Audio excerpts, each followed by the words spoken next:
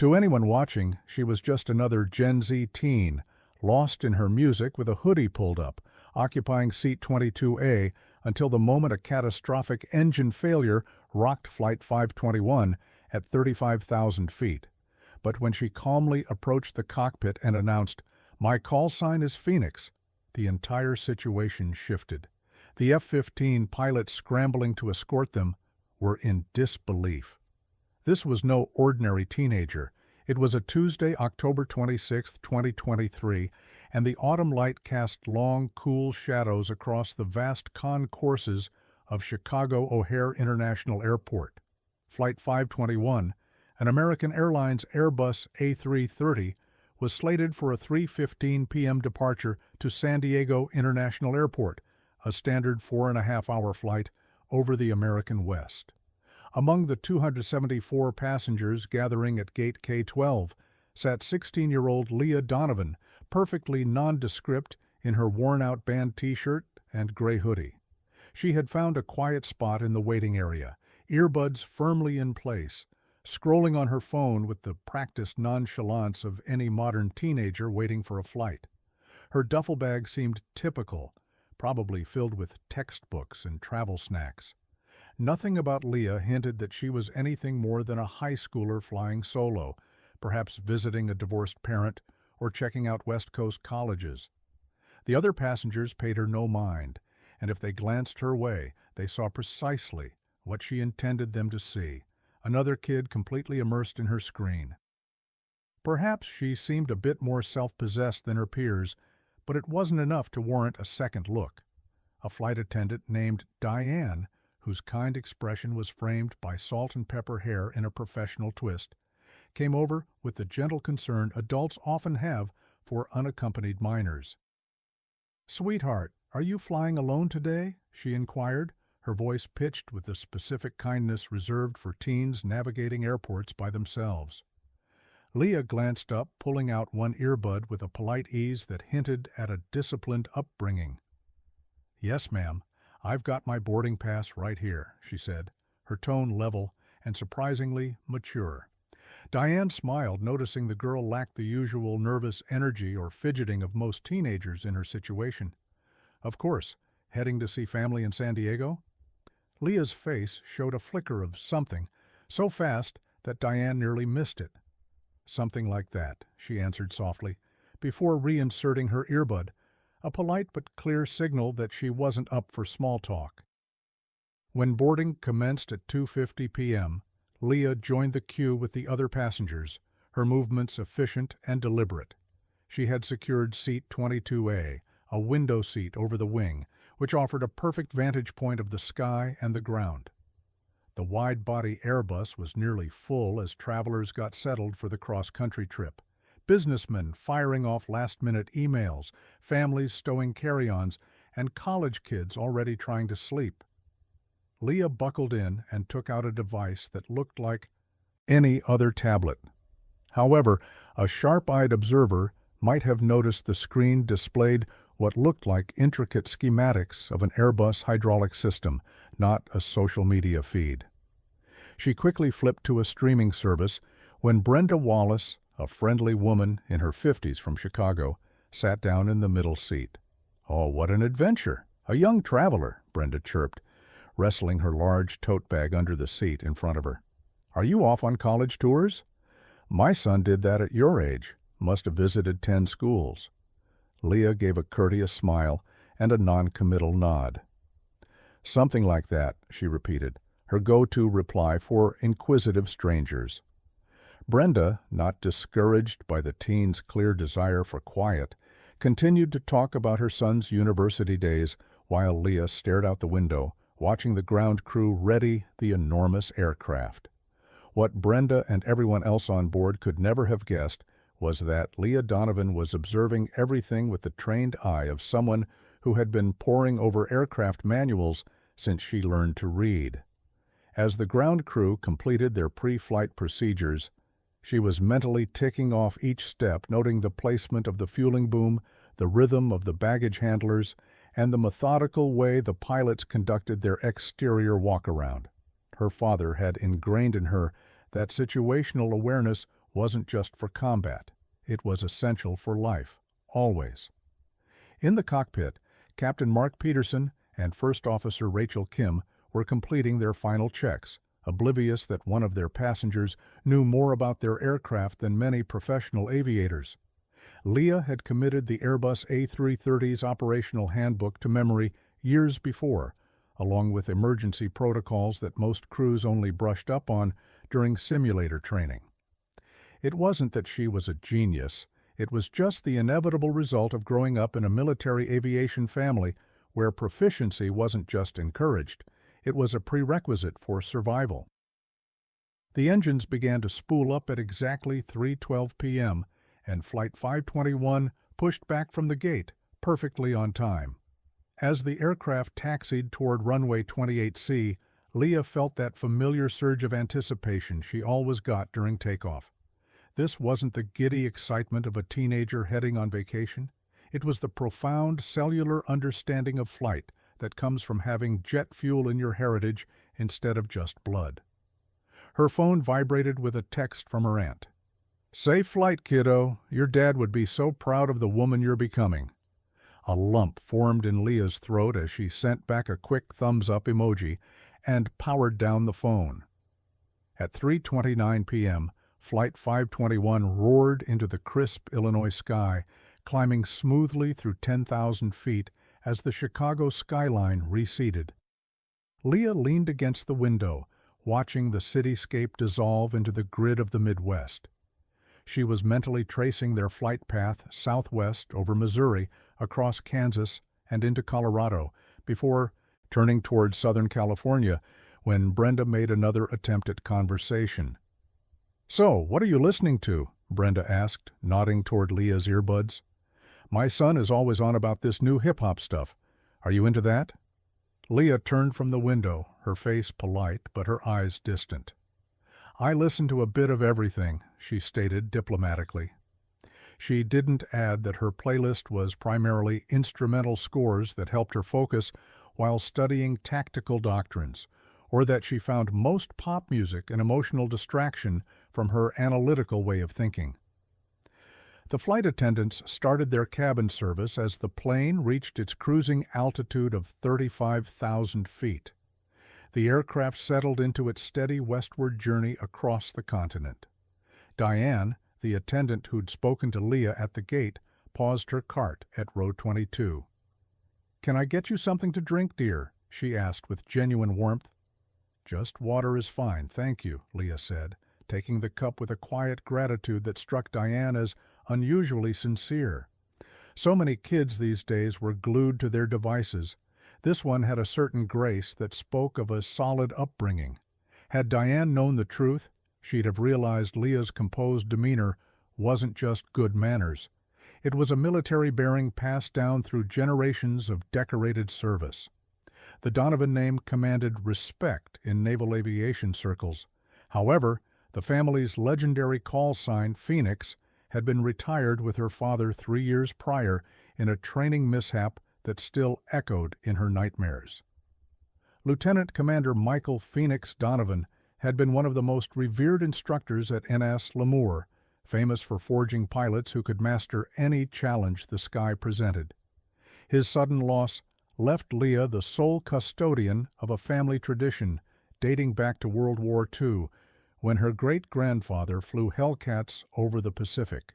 Roughly 3 hours into the flight, as they soared over the high plains of Colorado, Leah was engrossed in what looked like a YA novel, but was in fact a translated Chinese text on cyber warfare. That's when she detected the first hint of trouble. She felt it before anyone else.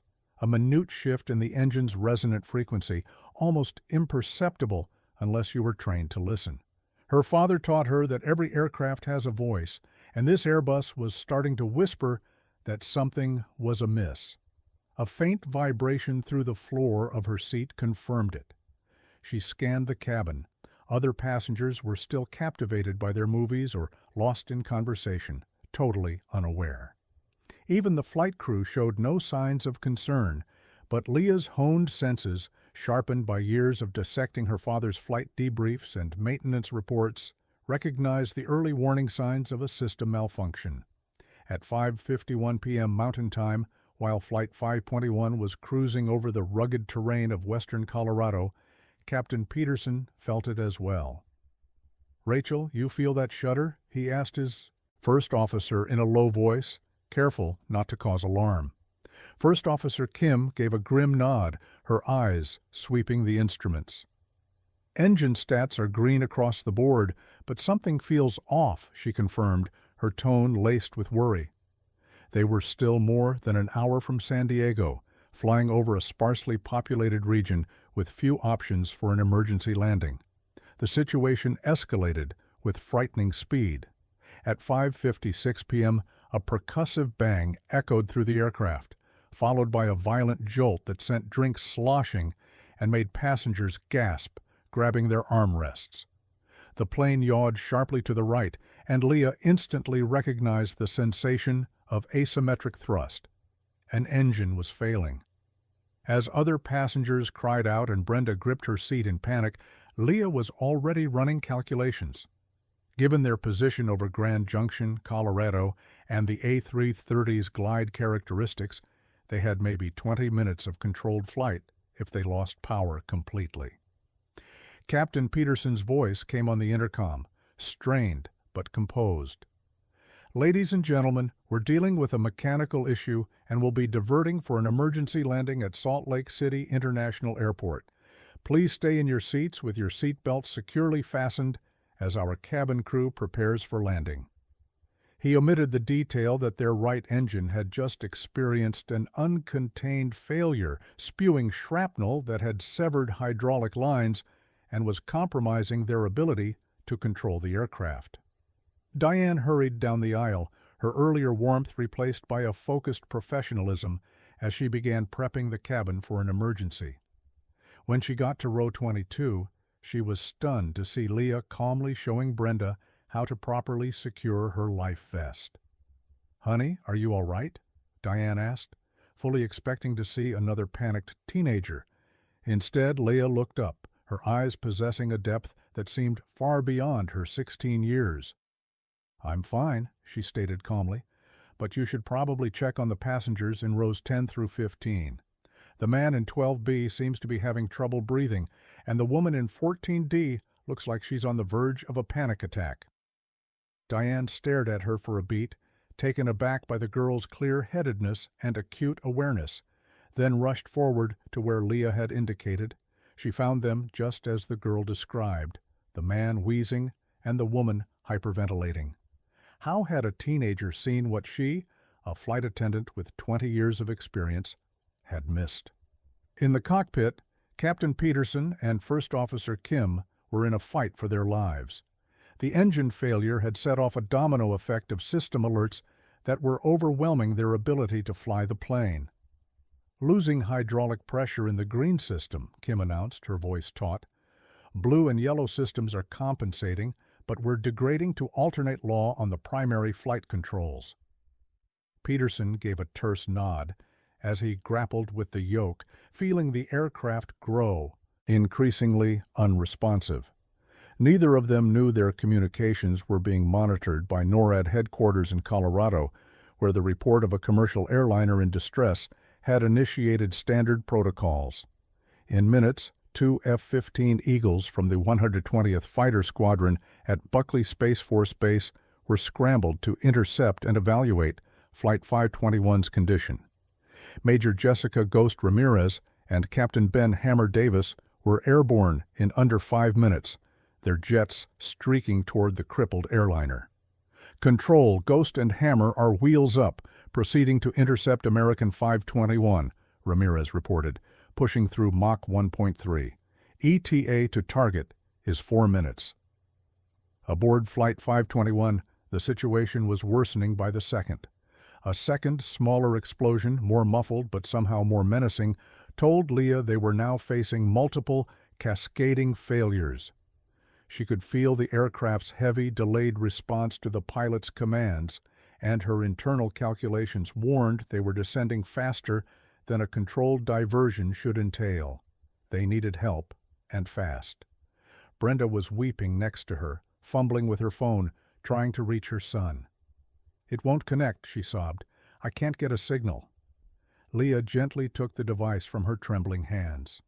"Cell towers won't reach us at this altitude, and the plane's Wi-Fi is likely offline," she explained in a steady voice. "But the pilots have several radio systems. They're in communication with air traffic control and emergency crews on the ground." Brenda looked at her, astonished. "How do you know all that?" she asked between sobs. Leah paused for a second, then decided the gravity of the moment called for the truth. "My family is in aviation," she said simply. "I've picked up a few things about how it all works." She left out the part about studying emergency procedures since she was 11, devouring her father's training manuals and NTSB reports with the dedication of a doctoral candidate. She had analyzed every major commercial air disaster of the last 3 decades, deconstructing what went wrong and what might have been done differently. It was her way of keeping her father's memory alive, of preparing to uphold the family tradition of military aviation excellence. At 6:05 p.m., the F-15 Eagles established visual contact with Flight 521. "Control, Ghost has eyes on American 521, Major Ramirez reported. "Aircraft is showing a visible fluid trail from the starboard engine nacelle, and I see structural damage to the right wing. They're in a gradual descent, currently at 29,000 feet, and losing altitude."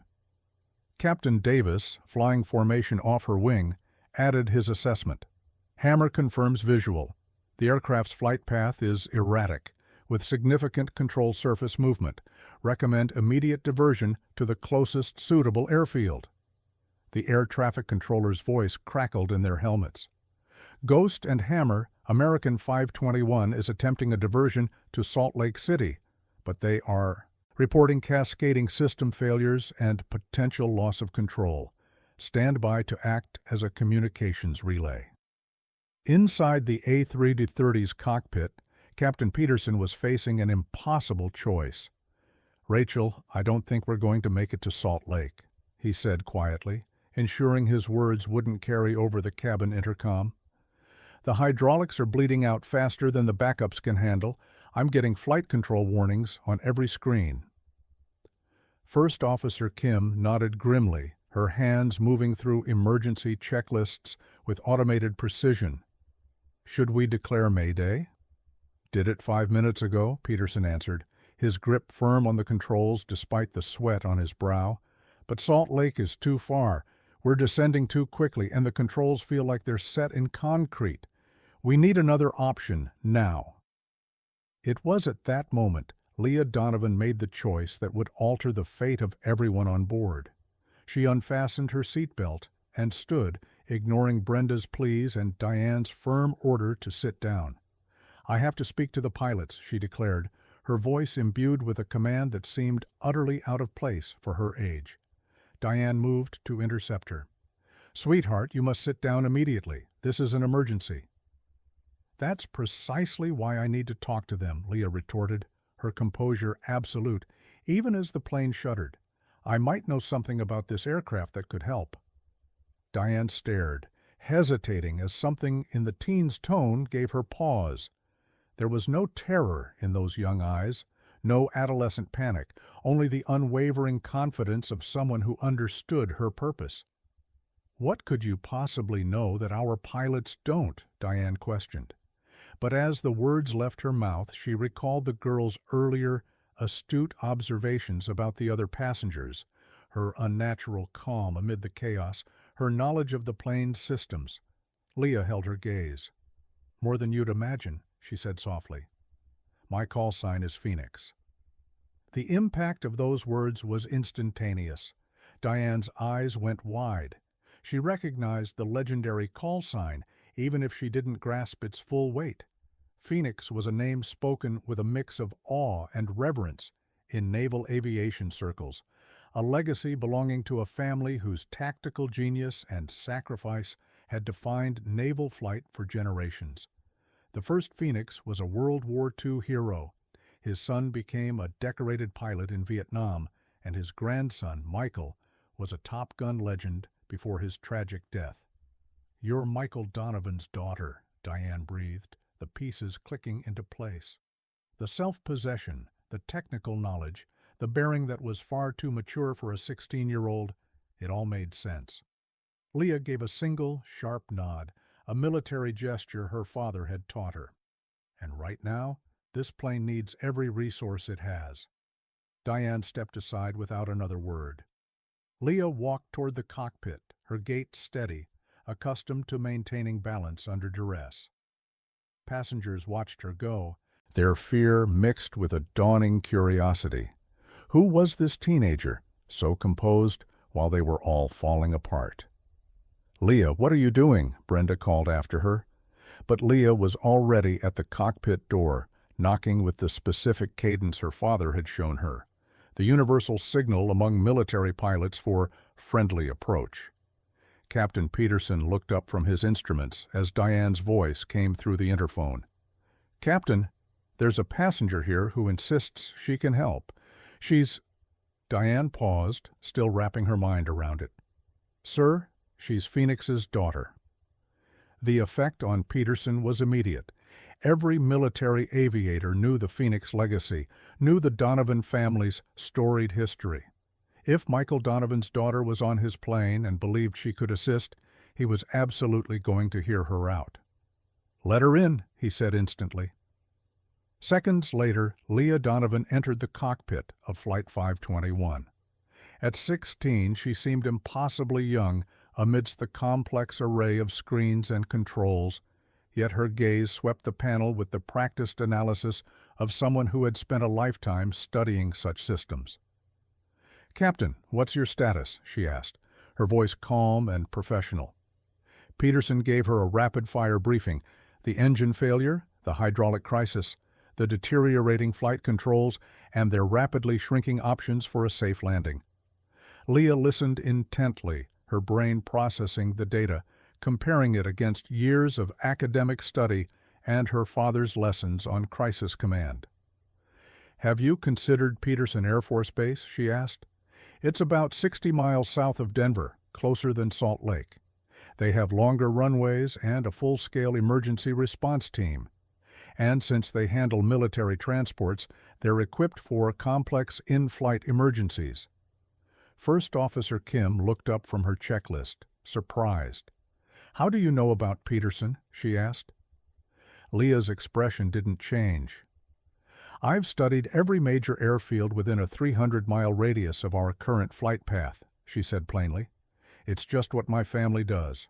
We plan for every contingency."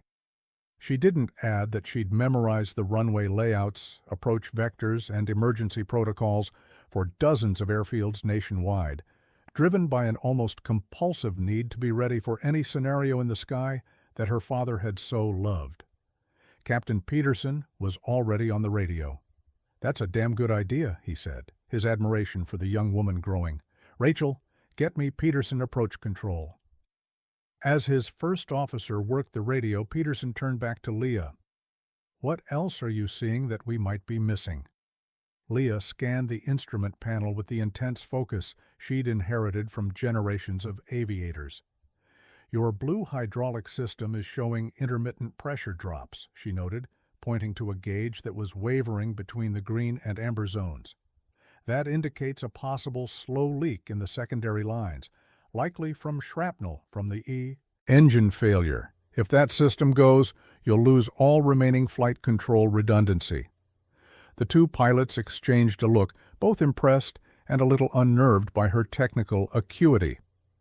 "How do you know this?" Kim asked. But Peterson was already acting on Leah's input, adjusting their course toward Peterson AFB while keeping a closer eye on the hydraulic systems. Outside the airliner, Major Ramirez and Captain Davis held their tight formation around Flight 521, prepared to offer communication support or an emergency escort. "Control, ghost reporting. American 521 is now diverting to Peterson Air Force Base," Ramirez radioed. "Aircraft appears to be stabilized, but is maintaining an emergency declaration." It was then that the situation fundamentally changed. A new voice, young, clear, and unbelievably calm, came over the emergency channel. Peterson approach. This is Phoenix aboard American 521.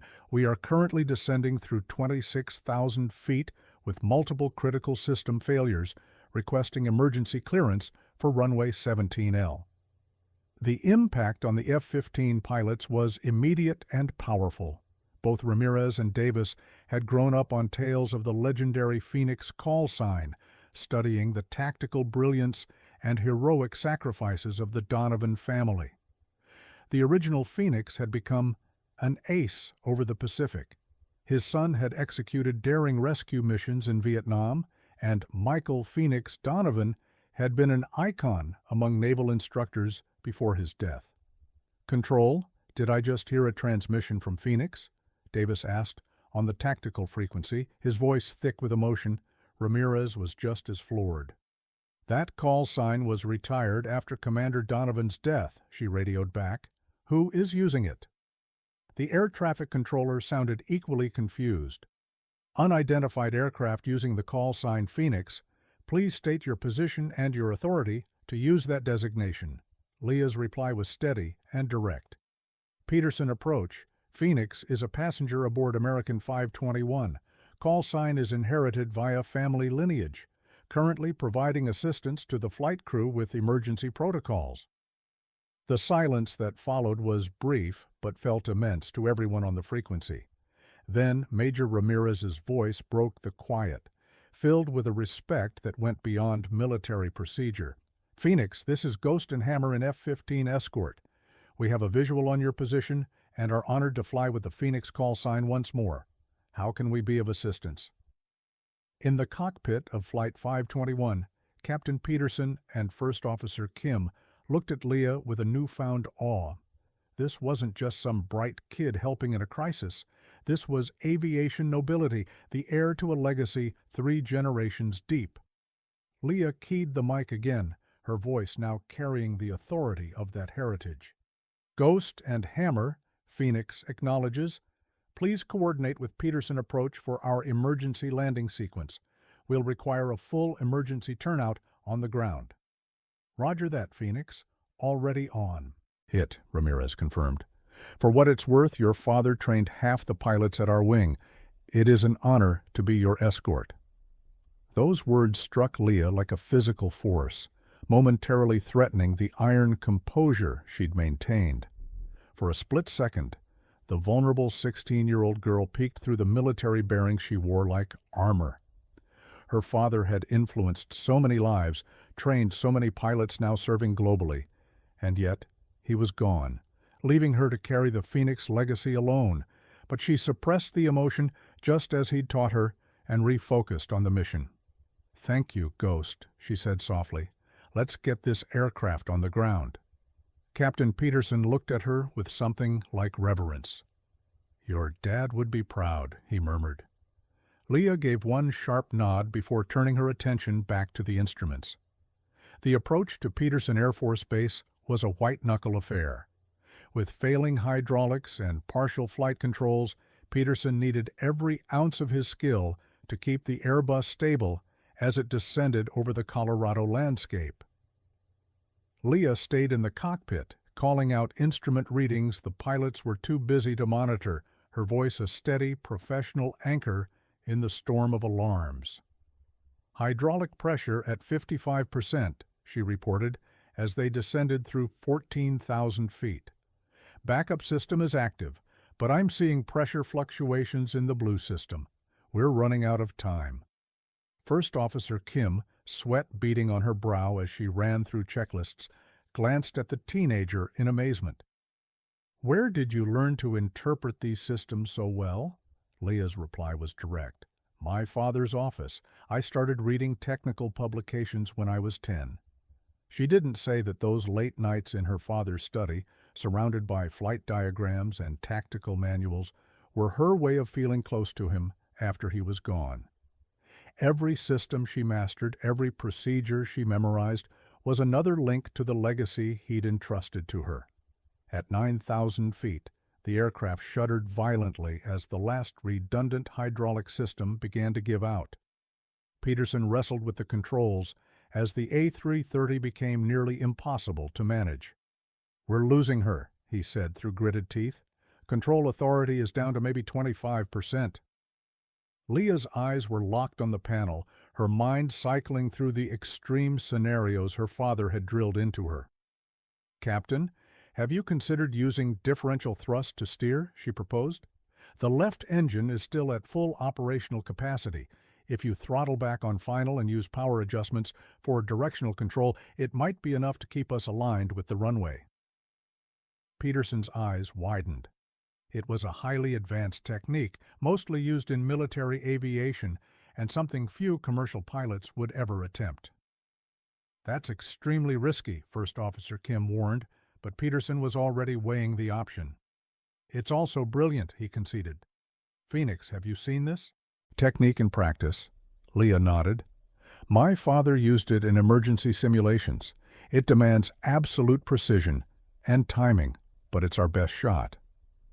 She didn't need to mention she'd spent hundreds of hours analyzing her father's training recordings, memorizing every maneuver he used to bring crippled planes home. The F-15 escorts held their position as Flight 521 commenced its final desperate approach. "Phoenix, Ghost here," Major Ramirez broadcast. "Peterson has cleared the field and has full emergency services in position. Crash, fire, and rescue are on standby with medical teams ready for evac." "Roger, Ghost," Leah replied, her voice unwavering. "Phoenix appreciates the escort. My father used to say, having warriors on your six changes everything." Ramirez felt a lump form in her throat. Michael Donovan had been a warrior in every sense, and his daughter was proving herself a worthy heir to the Phoenix name under the most extreme pressure imaginable. The final descent was a symphony of raw piloting skill and inherited tactical genius. Captain Peterson manipulated the throttle for the functioning engine, just as Leah suggested, making tiny adjustments to steer the massive aircraft.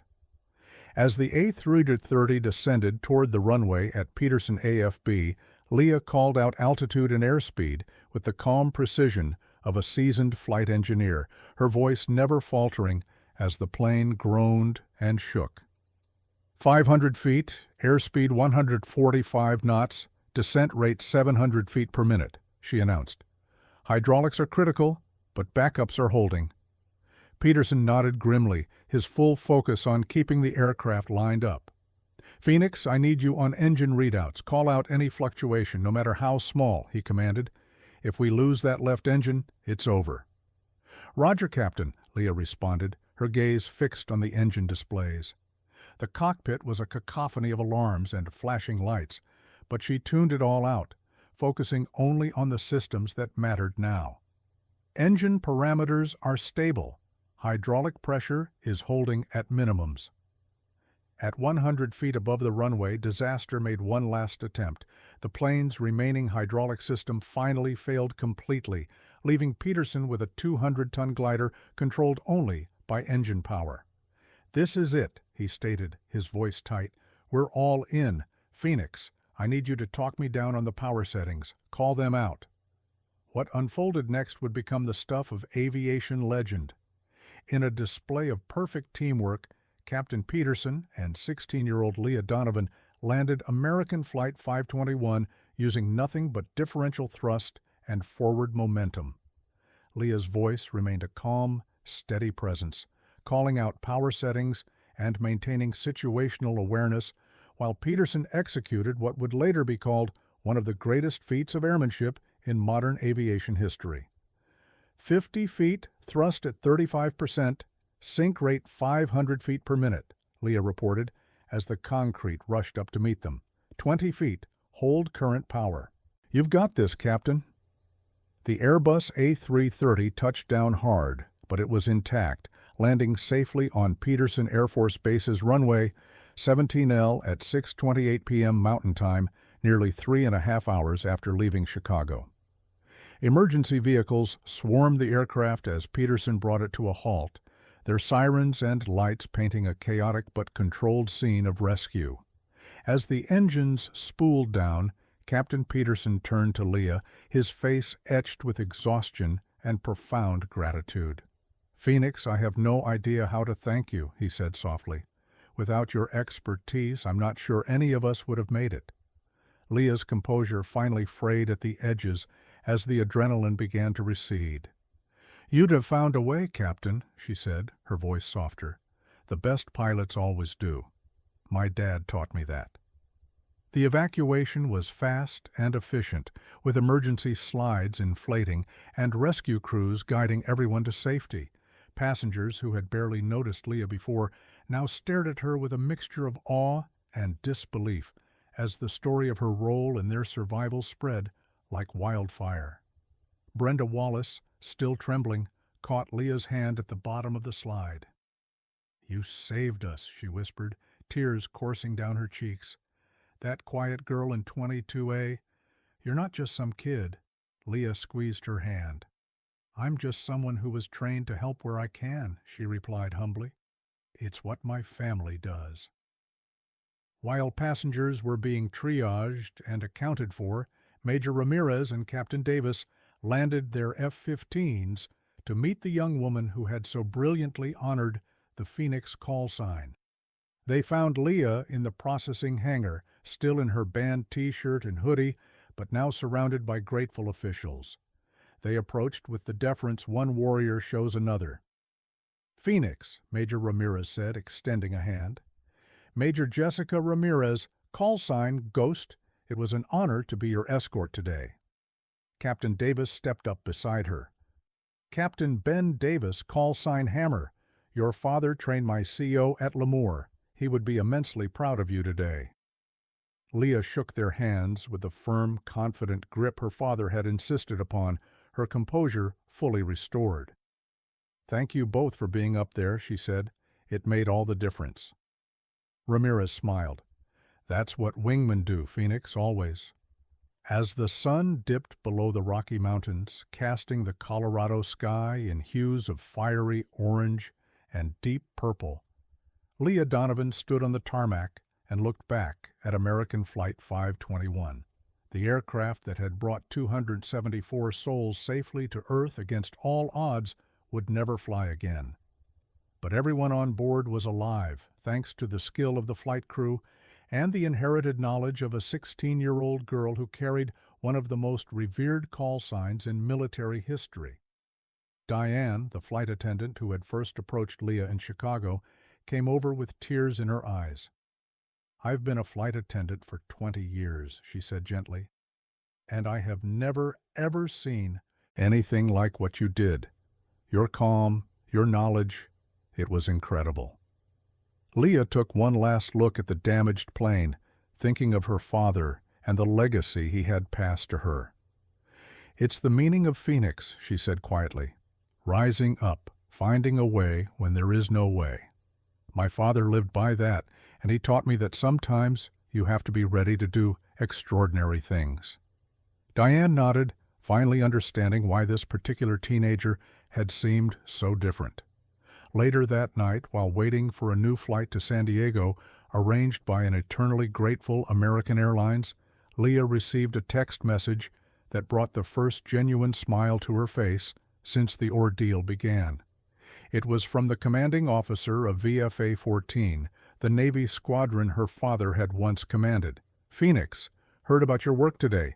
The legacy is in good hands. Hooyah." As she settled into her seat for the final leg of her journey, Leah considered the day's events. She had been forced to reveal a part of herself she usually kept hidden, but in doing so, she had honored the Phoenix call sign in the most profound way imaginable, by saving lives and embodying the tactical excellence passed down through 3 generations. The other passengers on her new flight glanced at her with a mix of curiosity and admiration, some recognizing her from the news reports that were already starting to circulate. But Leah just put her earbuds in, leaned against the window, and watched the stars emerge in the night sky, thinking of her father and the tradition she now carried. She was no longer just the quiet girl in seat 22A. She was Phoenix, and the sky itself had borne witness to her claim. Tomorrow she would arrive in San Diego to visit the Naval Air Station, where her father had shaped so many young pilots. But tonight, she was simply grateful to know she had honored his memory and proven herself worthy of the name that was her family's most sacred trust. The Phoenix had risen once more on the wings of a 16-year-old girl who showed the world that true capability often comes in the most unexpected forms.